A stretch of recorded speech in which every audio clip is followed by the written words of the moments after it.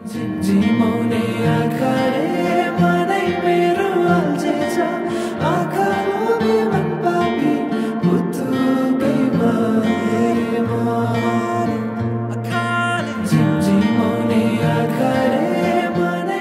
छोरीको कुरा गर्नु पर्दाखेरि अब ज्वाइँ जापान बस्नु हुन्थ्यो है, कुरा हामीले नै मिलाइदिएको हो, चाहिँ घरबाटै एरेन्ज म्यारेज हो यो। अनि पछि अब छोरीले हेरेपछि मन परायो, ज्वाइँले पनि मन पर्नु भयो, ज्वाइँ पनि जस्तो सोचेको थियो त्यस्तै पायो।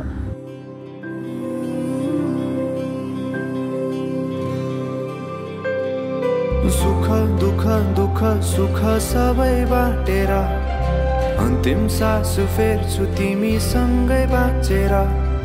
दिनहरू दुःखका नआउला भन्दिन, तर कटाउने छु सबै सबै सँगै हाँसेर।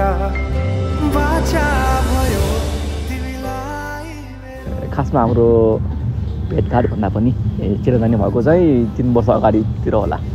त्यतिखेर चाहिँ अब हाम्रै अब दाइहरूबाट चाहिँ एउटा अब इन्ट्रोडक्सन भनौँ न आएर, अब त्यही सुरुमा चाहिँ अब म जापानमा थिएँ, ऊ यता नेपालमा थियो। अनि फेसबुकबाट नै भेटघाट भन्दा पनि चिनाजानी भयो भन्नु पऱ्यो।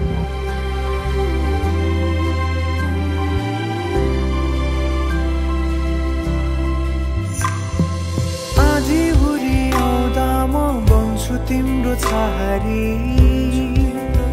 तिम्रै अङ्गालोमै बास पाएँ यहाँ वहाँ बहुतारी। यस्तो मिलाइदिनु पर्यो। यता हामीलाई पनि भाइलाई केटी चाहिरहेछ भनेर कुरा गर्दै गर्दा मामाले चाहिँ मेरो पनि भान्जी छ, एकचोटि कुरा गरौँ न त भनेर कुरा गर्दा यता फ्यामिलीमा कुरा गर्दाखेरि चाहिँ अब ठिकै छ भनेर हामीलाई कुरा गरिहेर भनेर हामीजना फेसबुकको थ्रुबाट कुरा गऱ्यौँ होला। 1 वर्ष 6 महिना 1 वर्ष नै कुरा गऱ्यौँ। अनि हाम्रो कुराकानीहरू भएर अब चित्त बुझेपछि चाहिँ हाम्रो एउटा इन्गेजमेन्ट गरौँ भन्ने कुरा भयो। अनि हामी इन्गेजमेन्ट गऱ्यौँ। म त भुल्छु तिम्रो मुहारमै, साँच्चै यस्तो सुन्दरता मैले देखेकै थिएन अरू कतै।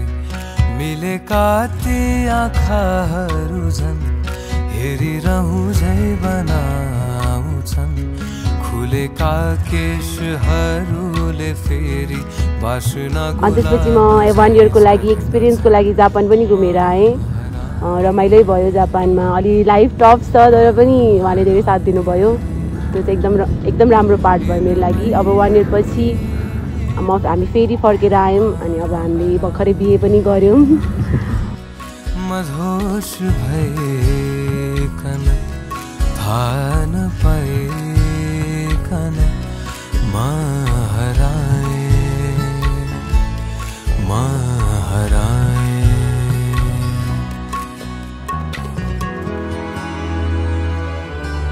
त्यो रमाइलो भइरहेको छ अहिलेसम्म त। अब बाँकी दिन पनि राम्रो नै बितोस्। अब त बिहे नै भएको जस्तो भइसक्यो नि त। त्यतिखेर इन्गेजमेन्ट भन्ने एउटा थियो नि त, सोसियली के भन्नु त्यो एक्सेप्टेड भनौँ कि नभनौँ के भन्नु थाहा थियो नि एउटा। अब त पुरै अब सोसियली नै एक्सेप्टेड भइसक्यो नि त। सबैजनाले अब बिहे भइसक्यो भनेर पनि एउटा भइसकेको हुनाले चाहिँ अब चाहिँ अलिकति पहिलाभन्दा पनि अलिकति क्लोजनेस बढ्दै जान्छ होला भन्ने चाहिँ एउटा फिल चाहिँ भइरहेछ।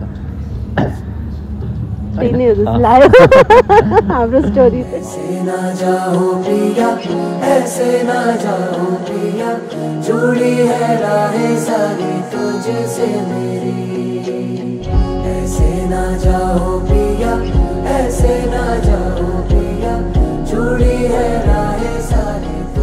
ज्वाइँ पनि जस्तो सोचेको थियो त्यस्तै पायो, छोरी पनि खुसी छे चाहिँ ज्वाइँ पनि खुसी हुनुहुन्छ।